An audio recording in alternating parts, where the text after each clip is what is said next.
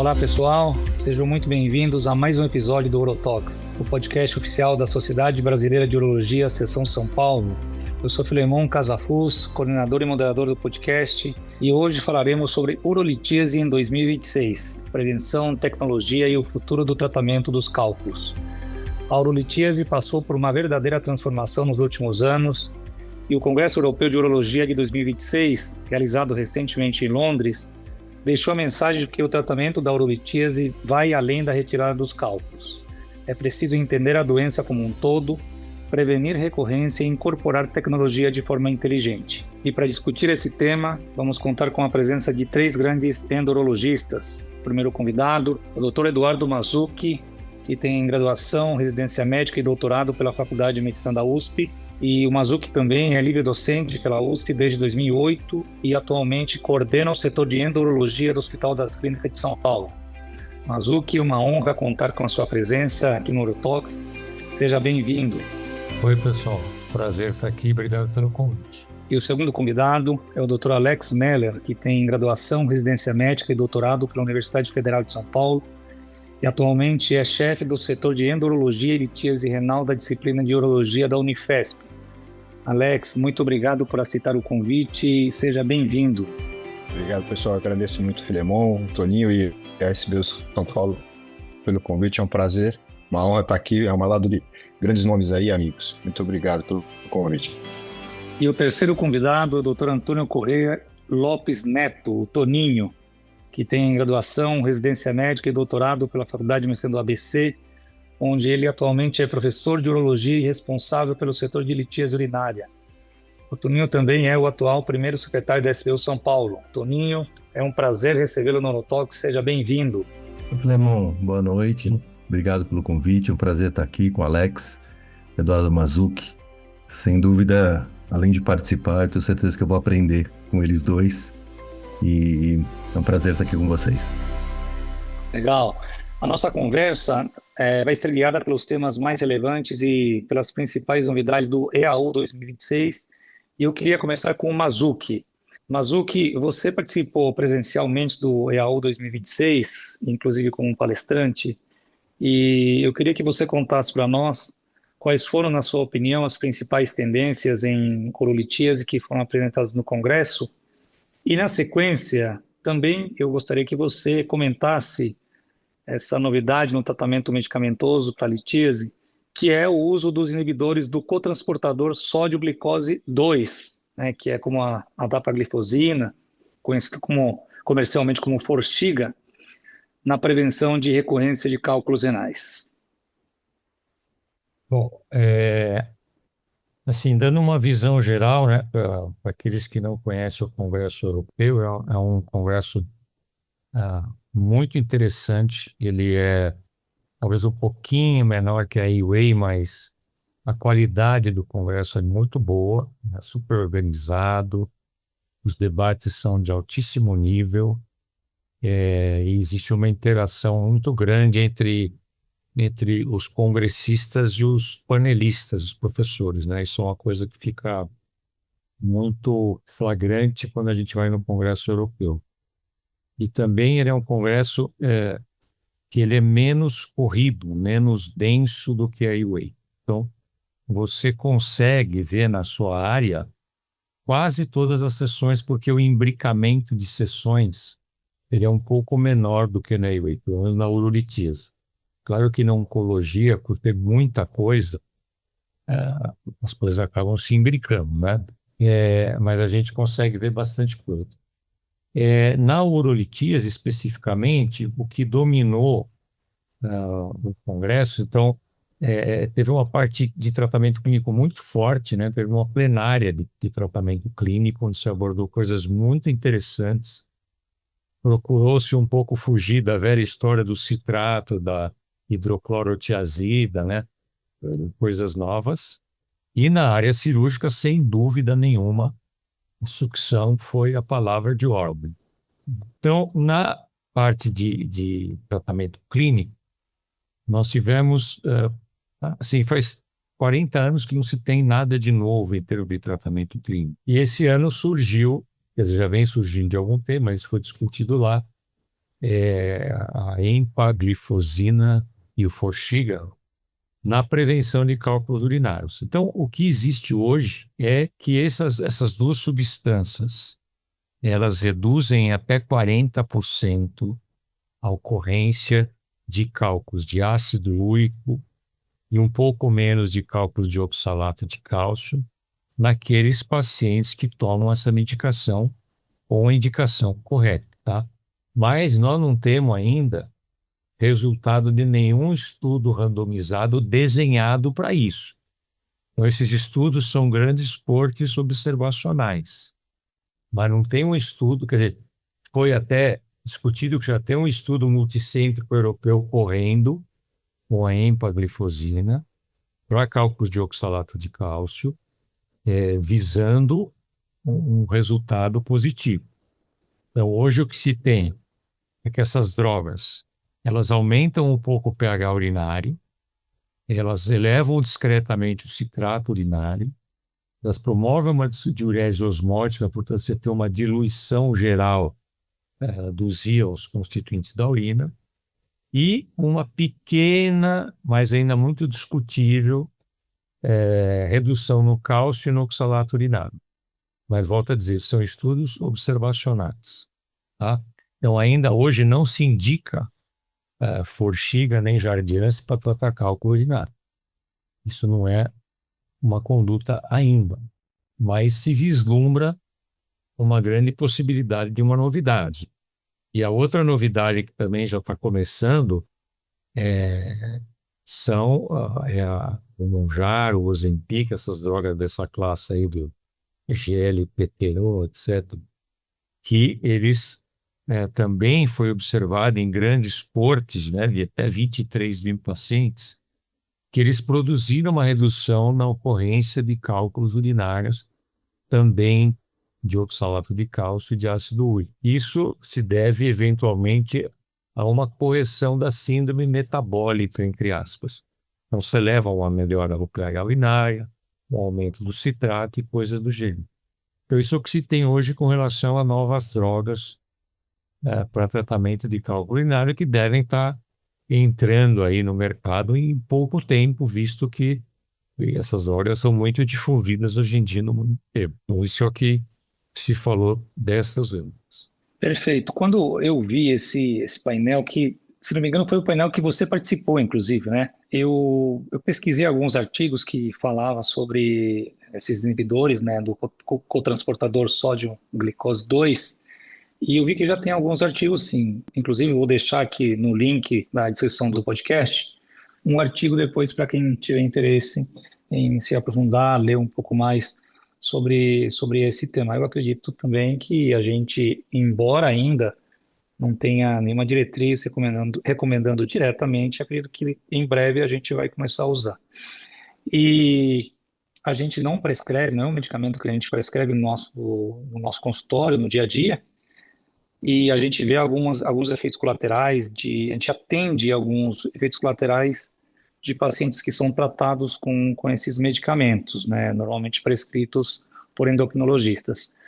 Alex, se a gente for prescrever algum dia esse medicamento na prevenção de recorrência de cálculos renais, o que você acha, quais são os cuidados e quais são as orientações que a gente deveria levar em consideração no momento da prescrição? Legal, Clemão. Corroborando o que o Mazzucchi falou, o Mazzucchi resumiu muito bem o mecanismo, mas você sabe que eu também fui dar uma olhada, né? E tem uma revisão sistemática agora de 25 que mostra um número absurdo de pacientes, assim, esses são estudos observacionais gigantescos, né? 10 milhões de pacientes. Acho que eu nunca tinha lido um artigo, uma revisão sistemática com tanto paciente assim. E mostra realmente aí uma queda de quase 40% do risco de desenvolver cálculo, de recorrer cálculo, né? Acho que isso.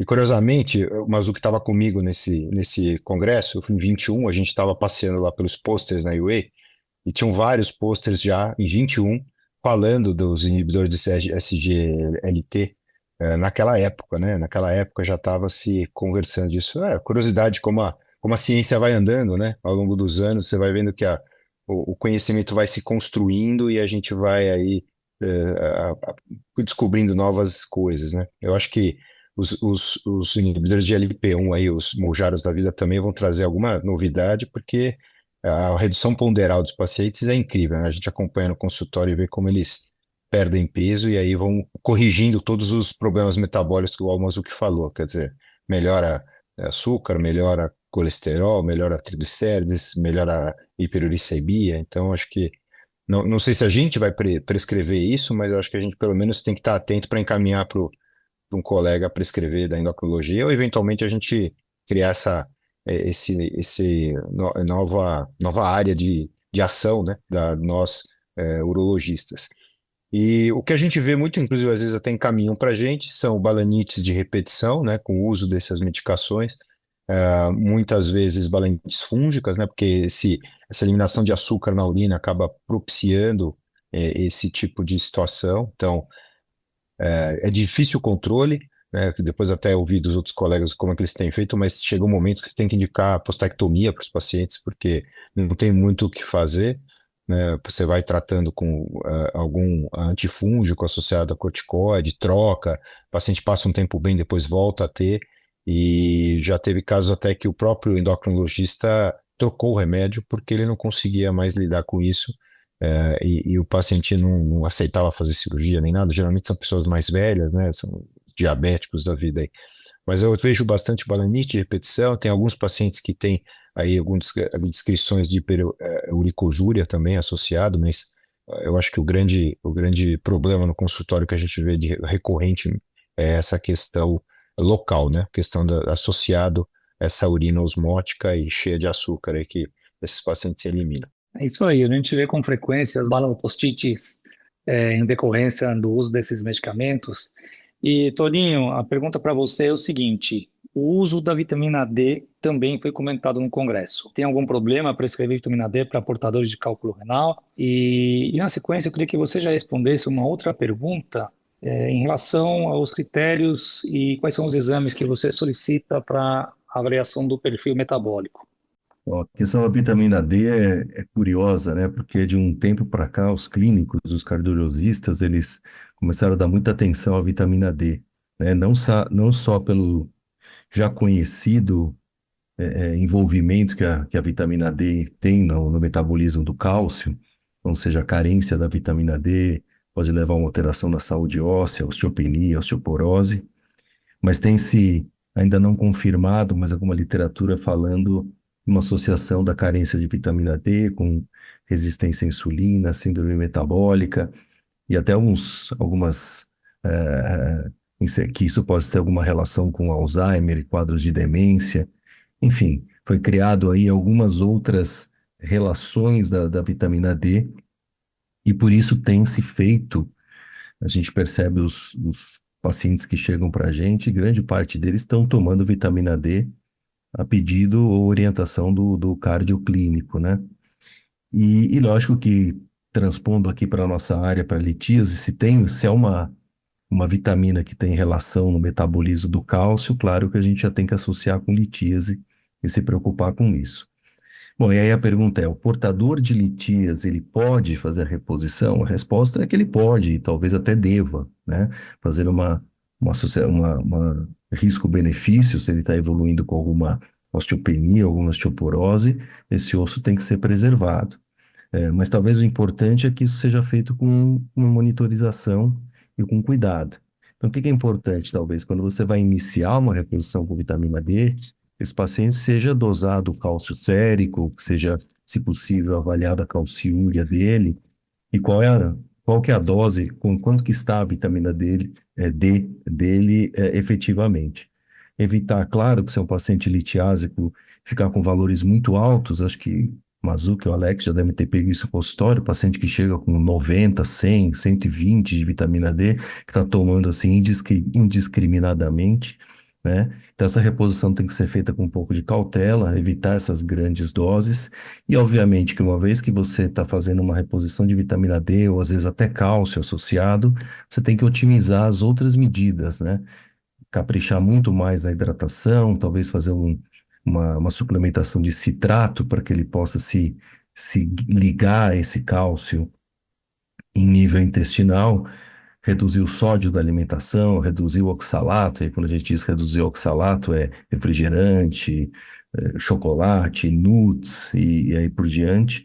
E possivelmente depois de um prazo que variaria de 90 dias, 60 dias, redosar esse paciente se ele estiver evoluindo com hipercalciúria. Aí eu acho que se ele for um paciente litiásico com uma tendência a isso, aí tem que ser reconsiderado, reavaliar essa reposição de vitamina D. Mas eu acho que é uma situação que a gente super pertinente essa sua pergunta, porque a gente tem visto um boom aí de reposições de vitamina D, né? E a segunda pergunta referente à análise metabólica, eu acho que uma talvez das mensagens que a gente deveria ou poderia ou vamos deixar aqui é que realmente a gente tente fazer com que os urologistas também se debrucem um pouco sobre o tratamento clínico da litíase, né? Ah, uma vez que senão nós vamos nos tornar meros técnicos, operadores e removedores de pedra, e a gente não... E se esquece, às vezes, de cuidar da doença propriamente dita, né? Que é uma doença recorrente, uma doença prevalente, e se a gente, por mais que o tratamento clínico ou a investigação metabólica às vezes deixe um pouco a desejar, seja um pouco frustrante, mas é o que se tem e acho que é o que devemos fazer. Então, quando possível, eu gosto muito de ter uma análise cristalográfica do cálculo, né? A gente hoje tem uma possibilidade de acesso a isso. Importante deixar a mensagem que a análise química do cálculo, aquela que é feita na maioria dos laboratórios que nós conhecemos, ela já não é considerada confiável, e sim a análise física ou por espectroscopia cristalográfica é aquela que é mais recomendada. Então, eu sempre gosto, quando possível, se tiver acesso a um cálculo, seja por eliminação espontânea ou por cirurgia, de encaminhar esse cálculo para análise. E depois são os exames séricos, que cálcio, citrato, oxalato, magnésio, toda aquela lista que nós conhecemos, sérico e de urina de 24 horas. Última fala, a gente sabe que o que se sugere é que se façam 2 perfis metabólicos ou 2 urinas de 24 horas, isso é o mais confiável, mas a gente vê que no dia a dia o paciente já acha um exame extremamente desconfortável, ter que colher aquela urina de 24 horas, então às vezes é difícil convencê-lo a fazer 2 amostras, então habitualmente eu faço uma só. Perfeito. Mazuki, na sua palestra no EAU 2026, você falou sobre avaliação metabólica, prevenção e tratamento de cálculos renais infecciosos. Na sua opinião, qual é o ponto que a gente, como urologista, negligencia no momento de abordar esses pacientes? Eu queria que você falasse um pouco também da sua palestra. Então, essa palestra, ela foi muito útil para mim e para o meu grupo, porque me fez estudar um tema que a gente relega não ao segundo, mas ao quinto plano. É óbvio que o cálculo de infecção, o tratamento dele é um tratamento cirúrgico e a gente deve perseguir o paciente 100% livre de cálculo em todos eles. Só que quem trata cálculo grande aqui, o Alex e o Toninho sabem muito bem do que eu estou falando, e você também, não é fácil tratar cálculo de distrovia, né? Você opera o doente 2, 3 vezes e o cálculo você não consegue limpar o rim. E começam a vir complicações, o doente fica cansado e você acaba negligenciando. E aí que surge o tratamento clínico. E o tratamento clínico do cálculo de infecção, ele era muito mal falado, e isso tudo baseado em trabalhos de qualidade muito, muito ruins, de 1970, 1980, em que se falava que o tratamento clínico, que era basicamente dar antibiótico, ele matava, teve uma série aí de até 67% de óbito desses pacientes em 8 anos. Tudo bem, eram séries pequenas, tal, mas é um número assustador, né? E 35% dos deles evoluíram com insuficiência renal em 8 anos. Isso começou a mudar com alguns trabalhos mais recentes, alguns publicados no Journal British, que mostraram que, primeiro, que o tratamento clínico ele não é só dar antibiótico. Você deve sempre fazer uma análise metabólica, porque às vezes, distúrbios metabólicos coexistem com o quadro infeccioso. E às vezes eles são tão graves quanto o fator infeccioso.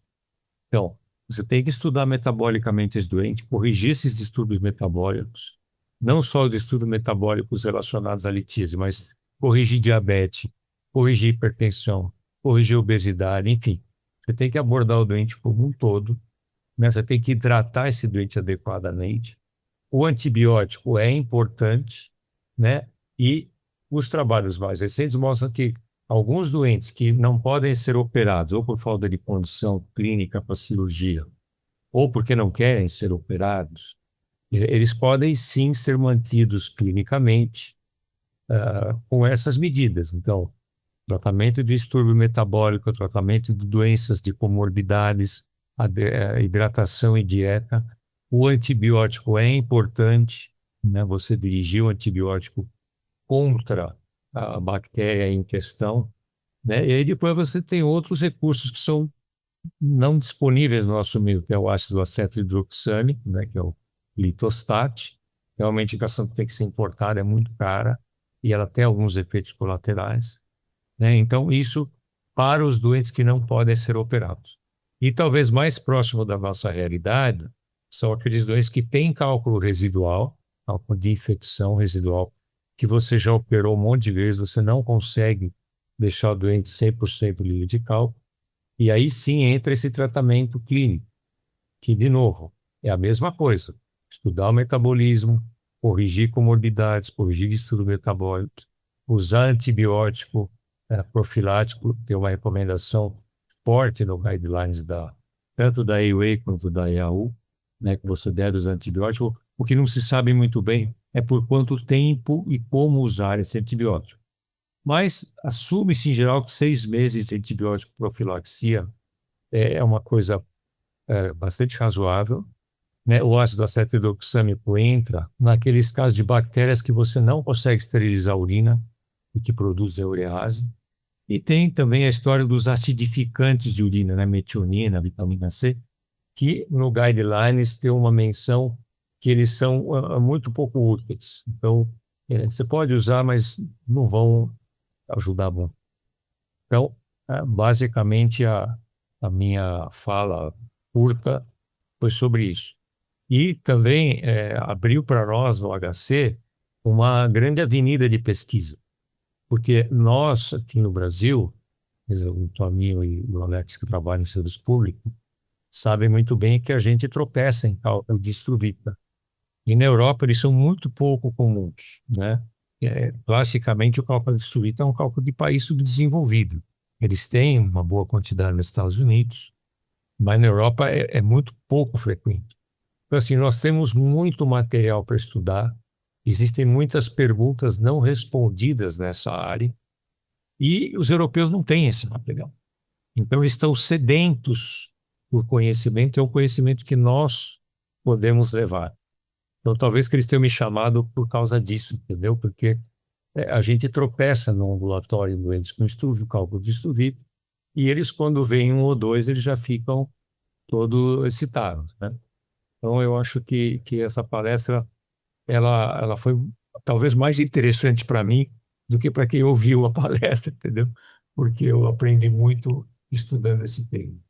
Legal, Mazuki. Parabéns, viu? Posso provocar, já que é um bate-papo, queria provocar duas coisas aqui que... Uma sobre a vitamina D que o Toninho falou. Você sabe que existe, vocês devem ter para isso toda hora no consultório, um hábito de dar vitamina D em alta dose semanal, já ouvi até mensal, dentre os clínicos, né? E eu sou crítico a isso e fui olhar até a revisão sistemática disso para ver se eu achava alguma evidência que tratar dessa forma era melhor. E não tem evidência disso. Na verdade, inclusive, fala que a dose diária ela é mais mantenedora da estabilidade da vitamina e que a única vantagem dessas outras doses pontuais seria a posologia, quer dizer, só vantajoso para o paciente tomar menos vezes. Mas eu acho que na nossa área isso é complicado, porque você imagina um booster de vitamina D que você dá lá 14 mil unidades no sábado, o que isso deve mexer talvez com o cálcio urinário se o paciente tem tendência a isso, né? Então, eu recomendo o paciente elitiaso que tem necessidade de vitamina D dar uma conversada com o clínico que prescreveu se ele se opõe a dar a dose diária ao invés de dar esses picos, né? Porque eu faço como o Toninho, se o paciente é litiásico, eu peço para ele fazer uma calciúria depois de uns 3 meses tomando, para avaliar, mas eu acho que esse esquema de fazer como eles gostam, eu acho que ele pode ser, não tem trabalho disso, não estou nem citando nenhuma referência, é meio impressão minha, mas eu acho que faz sentido a gente tomar cuidado de dar boosters, né, de vitamina D, e eu vejo isso muito no consultório, né? Segundo comentário que eu queria fazer com o Mazuki. Mazuki, eu queria te perguntar uma coisa sobre o cálculo infeccioso, interessante que a gente observou na escola, recentemente um aluno defendeu o doutorado, que a gente olhou para trás para ver nossos cálculos GAS3 e 4, pensando que alguns deles, né, talvez a maioria fosse de estruvita, e a gente não teve a taxa de recidiva esperada em pacientes que tiveram cálculo residual, por aquele motivo que você comentou, que não é fácil, esses cálculos vira e mexe, sobra um pedacinho ou outro, né? E aí, a gente infelizmente lá não faz análise química de todos os cálculos que são coraliformes, por exemplo, o GAS4. Queria te perguntar se lá no HC vocês estão conseguindo fazer e se você tem um número disso, porque na nossa cabeça de muita gente, às vezes o cálculo GAS4, ele é estruvita, quer dizer, e a literatura vem mostrando que cálculos metabólicos estão assumindo preponderância, quer dizer, você tem mais cálculo metabólico, talvez, do que cálculo infeccioso formando coraliforme completo. Então, não sei se vocês fazem isso, e eu vou aproveitar e te dar fazer uma outra pergunta. Se você tratar o cálculo de estruvita, porque o paciente que você fez análise, tinha infecção, bactéria produtora de urease, só que você deu um stone free completo, fez tomo, tá zero, cultura veio negativa. Mesmo assim, você acha que cabe usar o antibiótico 6 meses?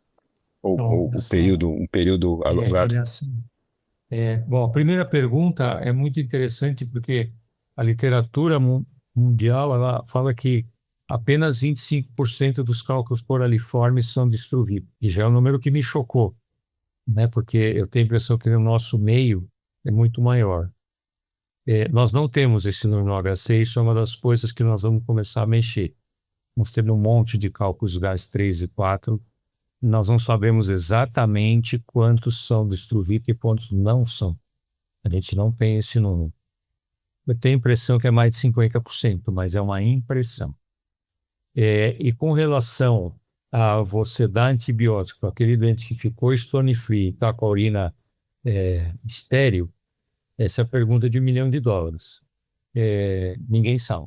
A maioria acha que não deve dar e uma pequena parte acha que deve, mas acho que não tem trabalho mostrando isso.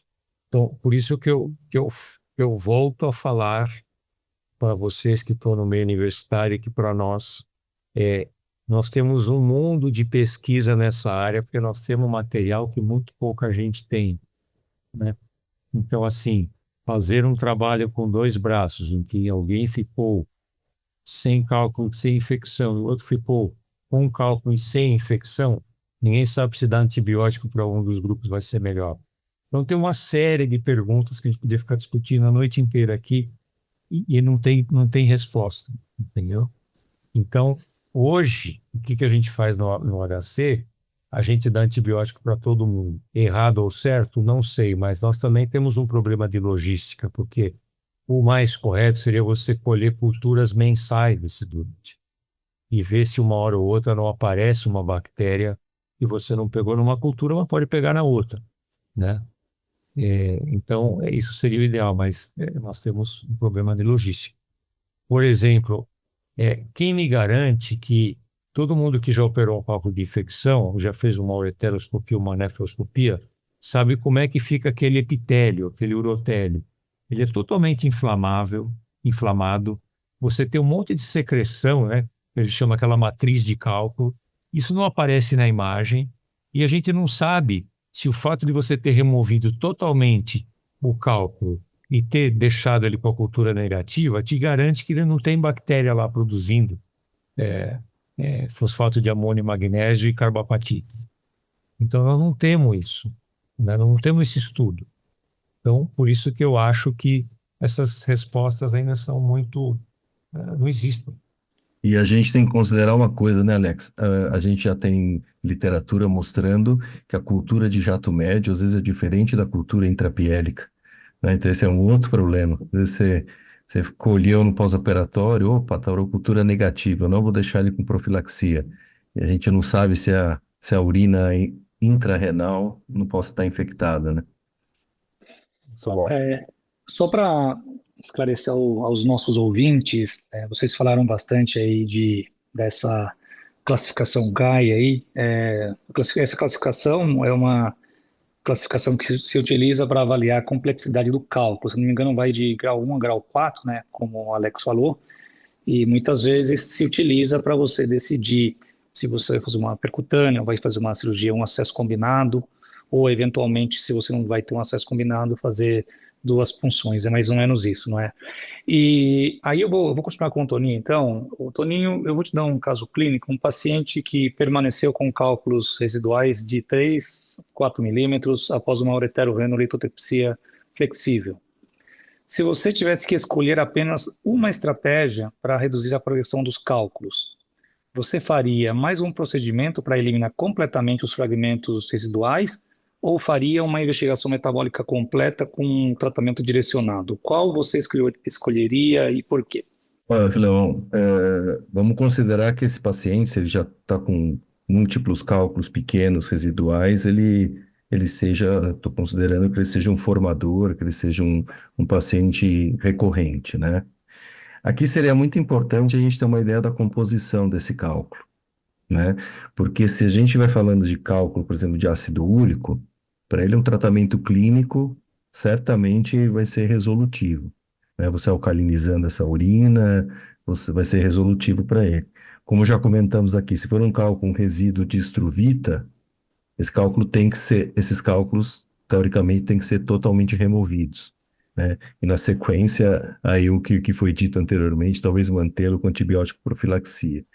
Se forem cálculos de cálcio, aí já não, seja fosfato de cálcio ou oxalato de cálcio, aí provavelmente eu insistiria faria uma investigação metabólica e não me preocuparia tanto em remover esses cálculos residuais, e sim investiria num tratamento clínico mais ostensivo aí. Mas se for cálculo de ácido úrico, o tratamento clínico é o indicado. Se for cálculo de estruvita, esses cálculos residuais, teoricamente, têm que ser todos removidos. Mas cálculos pequenos, aí a gente entraria numa outra discussão, que são os cálculos menores que 5 milímetros, múltiplos e assintomáticos, né? Se devem ser removidos ou não.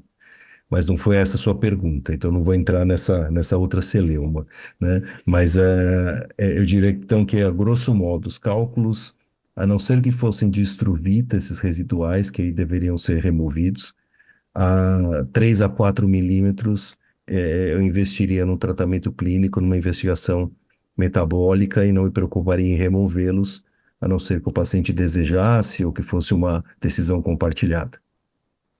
Perfeito.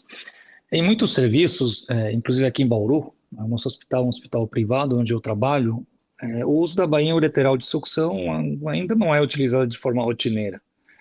Mas parece que o EAU 2026 consagrou de vez a superioridade da bainha de sucção em relação à bainha convencional. Na opinião de vocês, essa superioridade é robusta o suficiente para indicar uma mudança de prática? Ou ainda existem cenários em que a bainha tradicional, a convencional, continua fazendo sentido? E aí uma outra questão, já emendando a essa primeira, essa tecnologia, né, utilizando a bainha de sucção, se sustenta com o padrão no SUS e também nos convênios, né? Porque a gente sabe que os convênios no Brasil são bastante heterogêneos, tem convênios grandes, convênios pequenos, ou se é ainda algo que para serem selecionados. Eu vou começar com o Mazuki, mas na sequência eu queria ouvir o Alex e o Toninho também nessa sequência. Bom, essas perguntas são ótimas. Sem dúvida nenhuma, a sucção foi a palavra de ordem no Congresso Europeu. Então, assim, primeiro, a robustez de dados para a gente falar que a bainha de sucção vai substituir a bainha convencional, eu acredito que vai substituir, tá? Não para todos os casos. mas para muitos casos. Ainda não há uma definição perfeita aonde que a bainha de sucção vai ser melhor. Mas nós temos a impressão que assim, ela vai expandir o horizonte da ureter flexível, né? Você vai aumentar um pouquinho o volume de cálculo que você vai conseguir operar com sucesso com a flexível, né? Para cálculos muito esparramados, isso vai ajudar bastante, né? Mas, por outro lado, se você ter lá 2 cálculos de 5 milímetros, será que vale a pena usar uma bainha de sucção? Não esqueça que ela é um pouco mais cara, né? Mas aí entra a história. Eu vou economizar no basket. Será? Possivelmente sim. Então você gasta um pouquinho mais na bainha, mas economiza no basket. Ela é uma cirurgia um pouquinho mais demorada do que quando você não usa a bainha. Então ainda tem uma série de coisas que estão sendo estudadas. Na minha opinião, eu aprendi que é impossível lutar contra a tecnologia e contra a tendência da indústria. Sem dúvida nenhuma, a indústria quer que a gente use bainha de sucção. Os estandes das indústrias chinesas, eles simplesmente dominaram o Congresso Europeu. Os alemães estão morrendo de medo, entendeu? Porque os chineses chegam lá com equipamentos melhores por 1/3 do preço, né? Essa é a grande verdade. Aquela história de falar, chinês é tudo meia boca, não. Os chineses estão fazendo equipamentos de excelente qualidade, com preços muito mais atrativos. Eles são muito agressivos no marketing.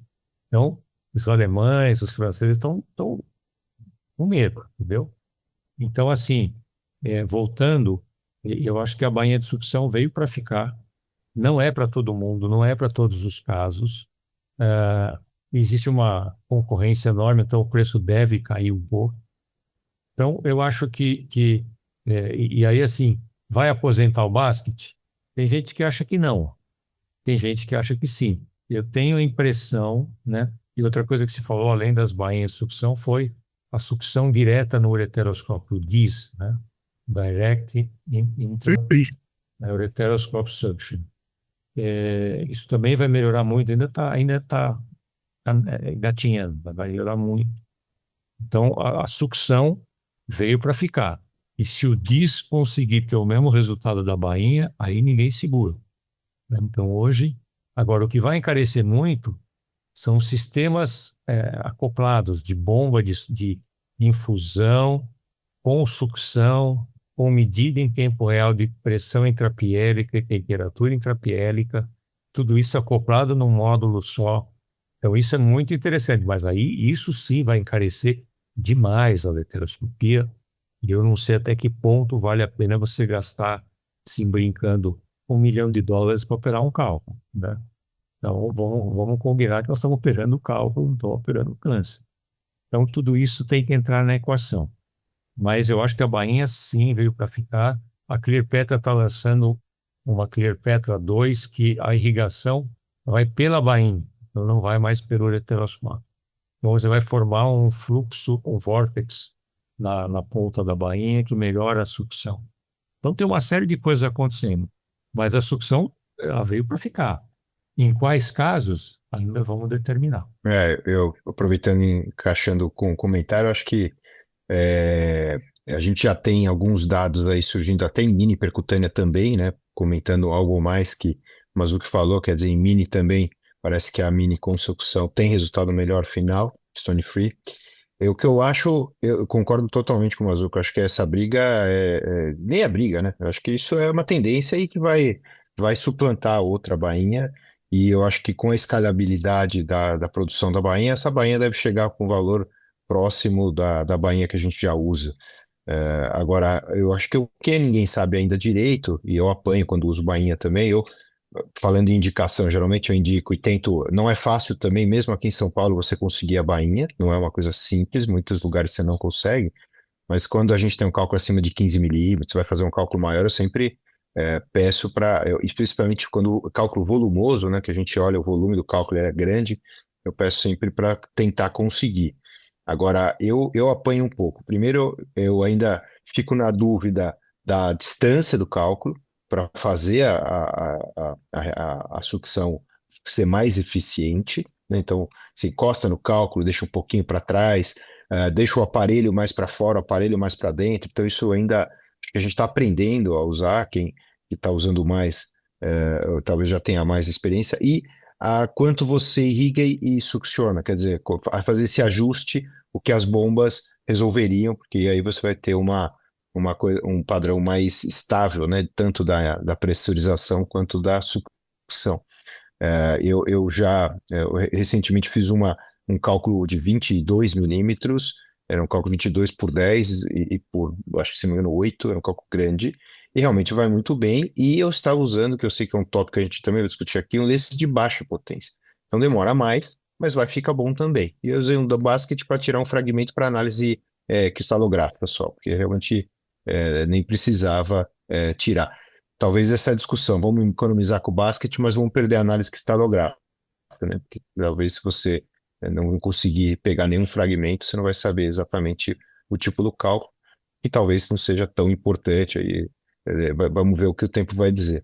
Mas sem dúvida, acho que sucção tanto para uretero quanto para mini percutânea, me parece que é o próximo passo, e quem não estiver usando vai estar, vamos dizer assim, entregando um tratamento menos ótimo para o paciente, né? Ô, Toninho, antes de você responder a pergunta anterior, eu queria que você já incluísse uma resposta.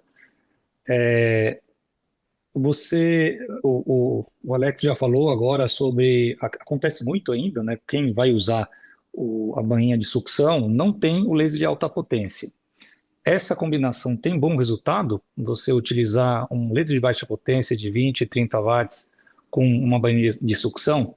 E também já responda uma outra pergunta: se você tendo as melhores condições, um laser de alta potência com a bainha de sucção, você descarta, você tira da solicitação de materiais especiais o basket, ou mesmo assim mantém, usa em todos os casos? Qual é a sua prática, a sua experiência? Legal, então vamos lá, né? Acho que o Mazuki e o Alex já fizeram um bom resumo sobre a bainha de sucção. Acho que só para quem está nos ouvindo aqui, as principais vantagens da bainha de sucção é que você tem uma maior visibilidade, uma maior visão, porque todos aqueles fragmentos são aspirados continuamente, então você fica com a visão menos poluída com aqueles fragmentos. Isso acaba fazendo com que o seu tempo cirúrgico seja menor, e também você tem, teoricamente, uma diminuição da pressão intrarrenal. Esses dois fatores, diminuição de pressão intrarrenal e tempo cirúrgico mais rápido, você, teoricamente, também falando, você tem um menor risco de complicações infecciosas. Então, essas são algumas vantagens da bainha de sucção, ó. Melhor visibilidade, tempo cirúrgico menor e menores riscos de complicações infecciosas. O que me incomoda um pouco na bainha de sucção é o fato de nós termos que permear a JUP. Isso é algo que eu já tive por 2 vezes a não conseguir entrar com a bainha dentro da JUP, né? Dentro da intrarrenal, perdão. Né? Então, uma das vezes até machucou a JUP, porque até preocupado no futuro se algum risco de desenvolver um estreitamento, uma estenose nessa região. Então, por isso que a resposta de será que daqui para diante eu vou usar a bainha de sucção sempre que for necessário? Acho que como o Mazuki colocou, o Alex colocaram, se é um cálculo maior, eu acho que aí sim você tem esse risco-benefício, vale a pena. Agora, se eu tenho 3, 4 cálculos ali não muito grandes, eu talvez prefira usar a bainha convencional para não agredir essa JUP, tá? Então, essa é uma coisa que realmente me incomoda. Segunda coisa é que a gente ainda não tem um equipamento muito adequado para fazer um controle de pressão perfeito. Então, tem bombas que estão vindo. Então, hoje, atualmente, nós temos uma bomba de irrigação que ajuda a irrigar, mas o controle da pressão é feito na rede do centro cirúrgico, na parede, a gente não sabe muito bem quanto que está sendo aspirado, a gente tenta criar um diferencial, olha, está entrando 100, está saindo...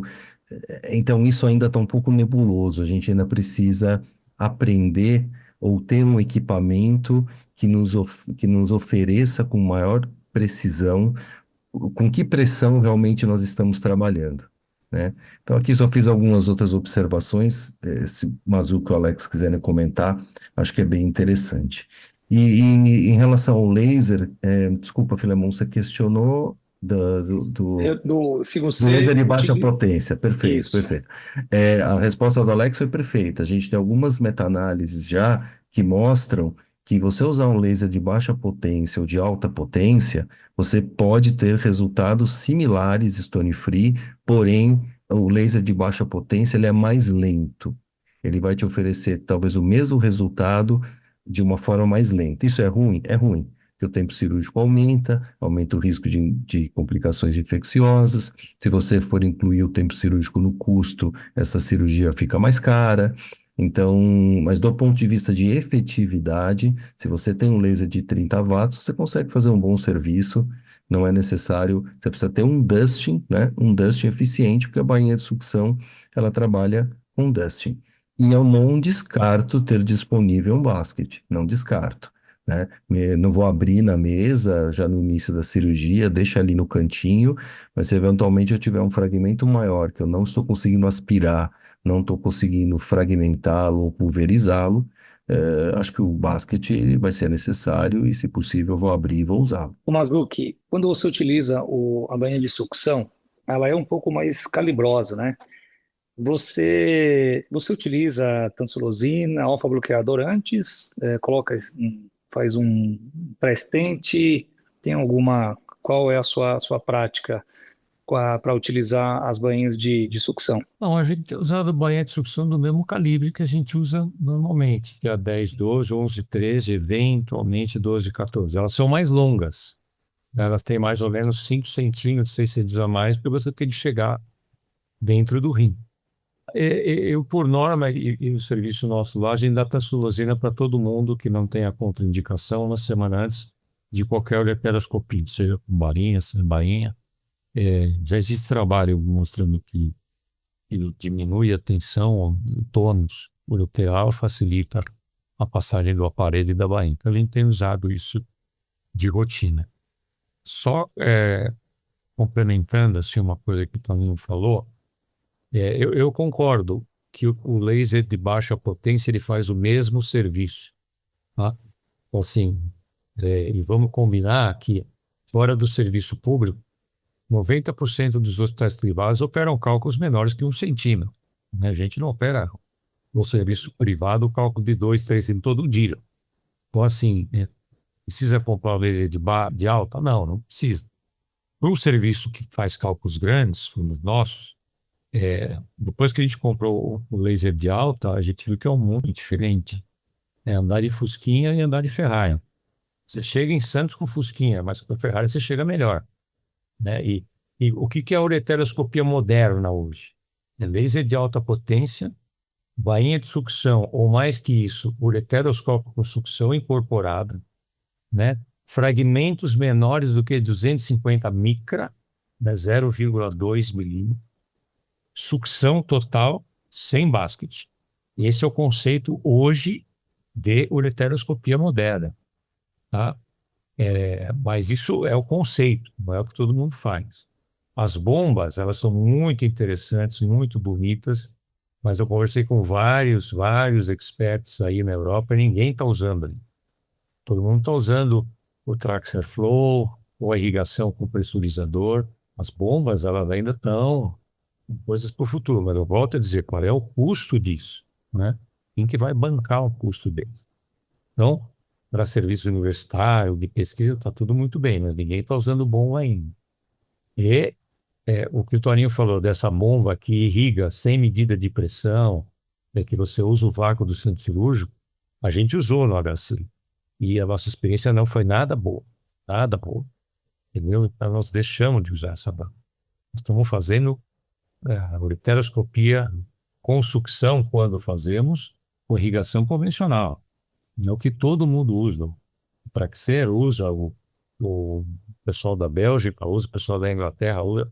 Ninguém está usando bomba ainda. Então, e tem mais um outro detalhe. Um bom dust não depende só de um bom laser. Depende de um bom cirurgião e de uma boa pedra que te ajuda a fazer um bom dust. Porque tem pedra que você pode pegar o melhor cirurgião com o melhor equipamento que não vai.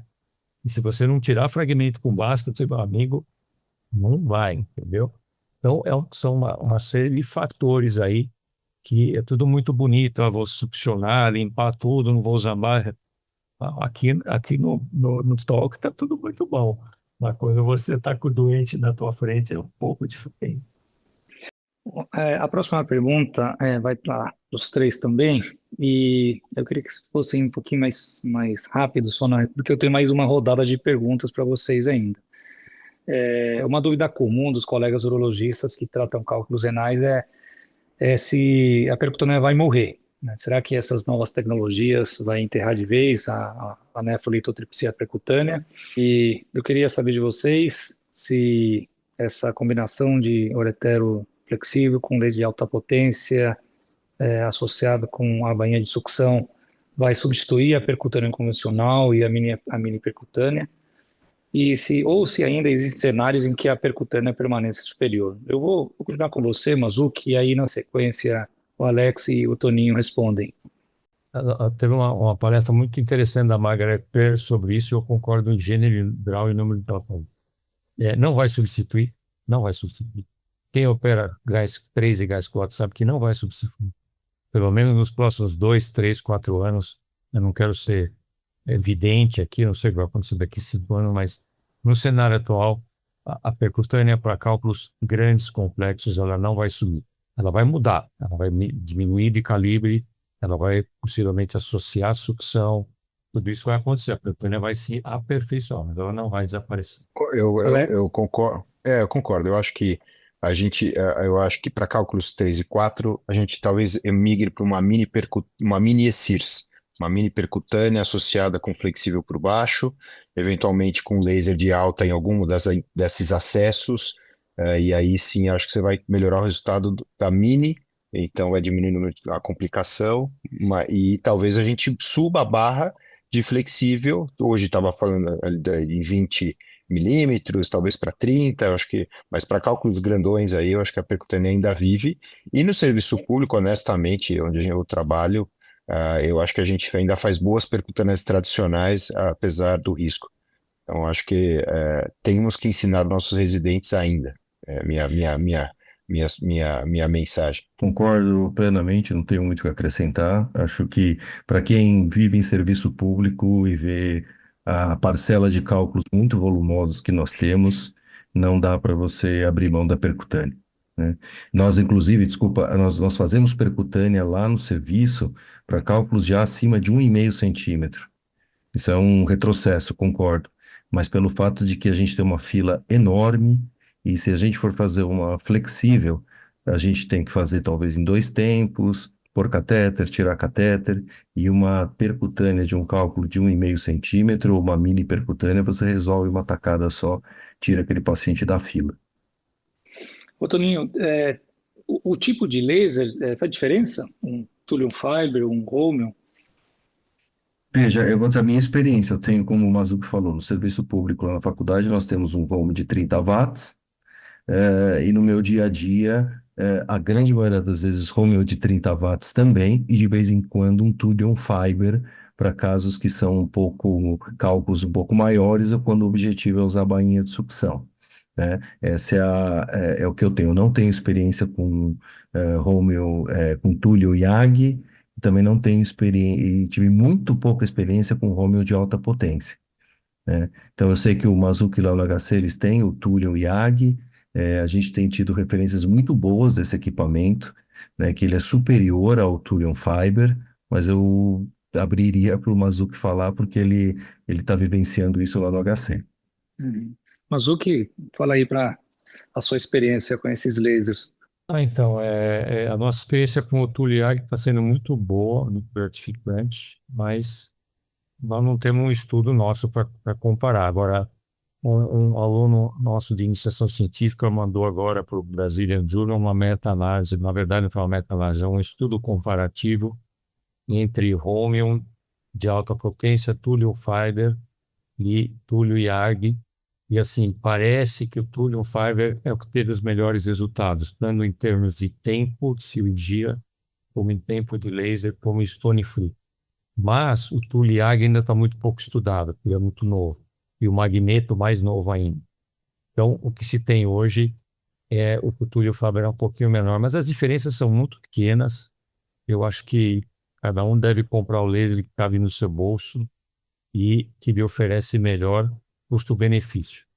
Então, assim, não é que você ter um magneto vai mudar a sua vida em relação aos seus resultados.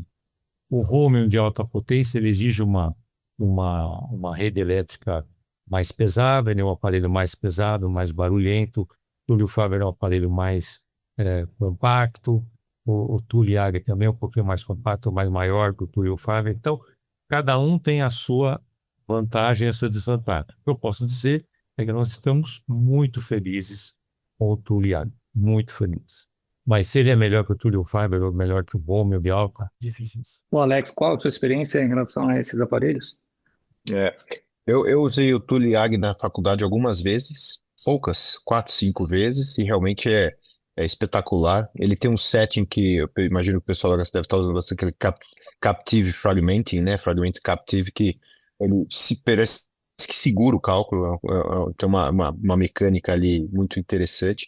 Mas o que eu já usei com mais frequência mesmo foi o Thulium Fiber, né? Esse a gente consegue usar fora com mais frequência. Agora a escola conseguir uma verba aí para a gente comprar um Túnel Fiber, a gente vai começar a pôr um pouco mais à mão no Túnel Fiber. Mas eu acho que, assim, o Túnel Fiber, as experiências que eu tive, quando o cálculo é um pouco mais duro, ele apanha e eu acho que você não consegue acelerar como gostaria, então ele vai bem em cálculo mais mole. Eu acho que a tecnologia Romium ainda o arroz com feijão e pau para toda obra, sabe? Que você acaba tendo um home de alta, faria vamos dizer assim, o serviço completo e o custo acaba sendo um pouco menor, não tão menor que o Thuliag. Mas os estudos estão saindo, né? Eu acredito que o Thuliag vai acabar se firmando aí talvez como a melhor ideia, né? Juntar as duas tecnologias e entregar um melhor resultado. Mas a se comprovar aí no futuro. E, Filemão, acho importante só a gente fazer uma lembrança que a gente tem a questão da temperatura intrarrenal, né?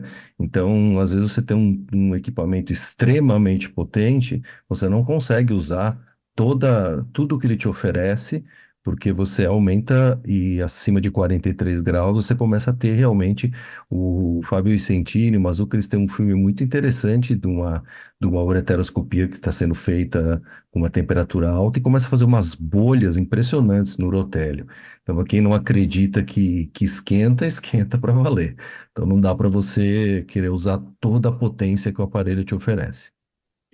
Essa preocupação, todas as vezes que eu tenho, que nós temos aqui em Bauru, é um Romium Laser e de alta potência, então o mesmo aparelho que a gente usa para fazer rolep. E quando eu tenho os casos que eu vou usar o laser de alta potência, eu ligo para o Toninho sempre para ver a configuração, justamente para não ter esse problema.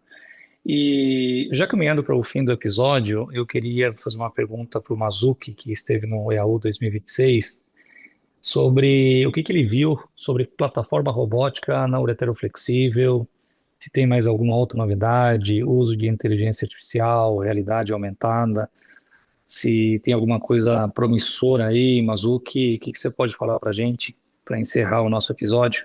Olha, o que eu vi de robô, nada. Bem curto e grosso. Não se falou de robô, de realidade virtual e de realidade aumentada, sim, sobretudo em simulação para ensinar, né?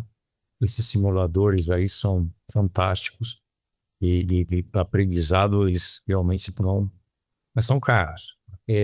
Robô, seguinte, nós está chegando no Brasil o IRI, né, que é um robô francês.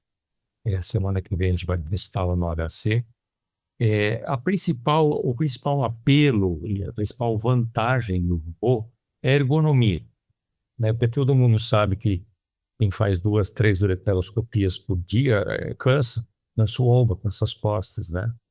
E no robô você opera sentado, né? E nós vamos testar o robô, ele parece que está indo muito bem. Então, nós vamos ter essa experiência. A Rússia está desenvolvendo um robô nacional, existe o robô coreano também, que é muito bom, mas está com uma comercialização ainda muito limitada. E o robô, eles estão integrando todos os sistemas de bomba, de sucção, de infusão, de medida de pressão. Então, tudo isso vai sendo integrado ao robô. Então, tudo indica que em algum tempo a gente vai estar operando sentado, com um módulo, com uma grande tela na frente, que você tem 2 ou 3 imagens da ureteroscopia, você tem a medida de pressão e temperatura em tempo real, e você vai manusear um joystick, você não vai mexer mais no gatilho do ureteroscópio. Então esse é o robô, está chegando. Quando me falaram assim, alguns anos atrás, eu falei, nossa, mas isso é um absurdo, né? Se você for sentar para pensar, não é tão absurdo assim. Ele talvez tenha o seu espaço, sobretudo naqueles urologistas que têm mais dificuldade de fazer ureteroscopia. E a gente sabe que a ureteroscopia é uma cirurgia que não é difícil, mas existem alguns movimentos que algumas pessoas têm muita dificuldade. E o apelo ergonômico. Então, vamos ver, é uma coisa que nós vamos testar. Semana que vem o robô vai ficar com a gente lá uma semana, depois vai ficar mais alguns dias. A gente pretende convidar aí um monte de gente para participar com a gente, para conhecer o robô. Mas é uma tecnologia ainda muito inicial. Bom, estamos chegando ao fim de mais um episódio do Eurotalks e eu quero agradecer a participação dos nossos convidados. Foi um privilégio contar com a experiência e o conhecimento de vocês. E agora eu vou passar a palavra a vocês para que façam as considerações finais e também gostaria que deixasse uma mensagem que os nossos ouvintes possam levar para casa. Vou continuar com você, Mazzucchi, e na sequência o Alex fala e por último o Toninho encerra. Bom, primeiro eu queria agradecer, né, a oportunidade da SBU São Paulo, foi muito gostoso. O Alex e o Toninho aí são 2 velhos e grandes amigos e a gente pensa mais ou menos igual aí em urologia. Veja, as mensagens são assim, o tratamento clínico, ele absolutamente não está fora de moda, ele é fundamental, ele é importante. Como você falou, a gente não pode ser só técnico de tirar pele, entendeu? Porque daqui a pouco vai vir um robô que vai fazer isso por nós, nós vamos perder o emprego, né? Então, o urologista tem que dar uma aula a mais. Estão surgindo novas drogas, finalmente, né? Depois de 40 anos da hidroclorotiazida de citrato, a gente talvez tenha coisas novas pela frente. E assim, a sucção é o tema do momento. Então, não quer dizer que ela seja para todo mundo, ela vai ter o seu espaço. Eu acho que ela veio para ficar, não dá para lutar contra.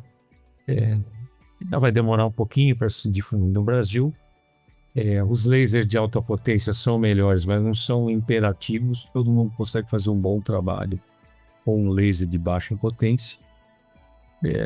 Basicamente é isso. A percutânea não vai desaparecer, ela vai miniaturizar, ela vai melhorar, ela vai ser usada junto com a ureteroscopia, como o Alex falou. Então, basicamente são essas mensagens. A endurologia, ela incrivelmente não para. Tá? Quando a gente pensa que tudo acabou, parece um outro mundo ali para a gente estudar. Então, esse é o fascinante da nossa subespecialidade. Obrigado mais uma vez pela oportunidade. Bom, eu também quero agradecer muito o convite, né? Sem dúvida, trocar ideia com esses 2 amigos sempre é um aprendizado, como o Toninho falou. Sempre saio daqui mais aprendendo do que ensinando. E a minha mensagem, como o Mazzucchi falou das mensagens importantes em relação ao futuro, eu vou trazer uma mensagem em relação ao Brasil.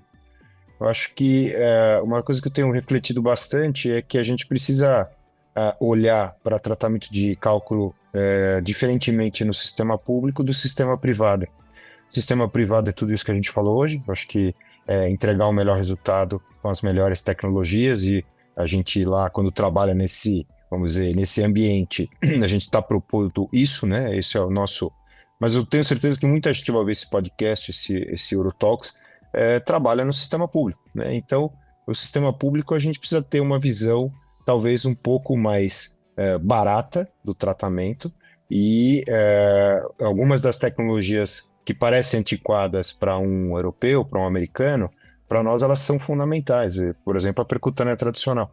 Então, acho que a gente precisa continuar ensinando o urologista jovem a fazer coisas, vamos dizer, mais antigas, vamos chamar assim, mas porque o nosso sistema público carece delas, porque a gente não pode, talvez, ter na cabeça que se eu não estiver fazendo algo tecnológico de ponta, eu não estou entregando um bom resultado. Então, tenho refletido sobre isso, porque nós três aqui sabemos, o Filemon, não sei se trabalha em algum lugar público, nós sabemos o quanto o paciente, quando está no sistema público, sofre com cálculo, né? Ele sofre em todos os ângulos, né? Sofre na fila, sofre no emprego, que perde emprego, sofre na família, sofre com remédio, perde função renal porque fica tomando anti-inflamatório, tem inúmeras coisas, todos nós aqui sabemos. Então, acho que a mensagem é a gente olhar para o sistema público com um olhar um pouco diferente do sistema privado, não deixar de aprender as tecnologias, mas não perder as antigas, porque no sistema público, às vezes, você não consegue implementar tudo o que gostaria. Agradeço de novo, foi muito legal, espero que tenha contribuído aí na formação dos urologistas do São Paulo e do país. Bom, pessoal, eu queria primeiro parabenizar o Filemon, que está à frente aí do Urotox nessa gestão, tem feito um trabalho excelente, né? E eu pude presenciar hoje aqui sua condução tranquila, foi muito bom mesmo. Queria te parabenizar pela sua ação aí dentro do Urotox. E tive o privilégio de estar com os dois amigos aqui, né? Eu falo, o Mazuki chefia, sem dúvida, o principal e mais importante grupo de litíase do Brasil, uma produção científica absurda, e o Mazuki é essa pessoa generosa, próxima, que nós não temos nenhuma dificuldade de falar com ele, não tem nenhuma chefite, é um cara extremamente próximo e bacana, é sempre bom estar com ele nesses eventos. E o Alex também é amigo de muito tempo, e todo mundo sabe a capacidade dele, então fiquei muito feliz de estar aqui com vocês hoje. E então, fugindo um pouco do que eles falaram, que foram colocações perfeitas, eu acho que já falei isso no início, o urologista tem que se atentar um pouquinho à prevenção, tá? Tratamento clínico da litíase, tentar aprender um pouco sobre o que pode se fazer, o que podemos oferecer para o paciente, que muitas vezes sofre com a recorrência da litíase urinária. Às vezes ele olha para você e fala, doutor, pelo amor de Deus, você já fez 6 ureteroscopias em mim, eu não aguento mais ter pedra. Então a gente tem que se debruçar um pouquinho nisso, tentar oferecer um tratamento clínico que existe, que temos, né, para minimizar um pouco o sofrimento aí desses pacientes. Muito obrigado, viu? Foi ótimo estar aqui com vocês. E assim finalizamos mais um episódio do Urotox, o podcast oficial da SBU São Paulo. Todas as edições estão disponíveis no site www.sbu-sp.org.br e também nas principais plataformas de streaming. Nos vemos no próximo episódio. Até lá!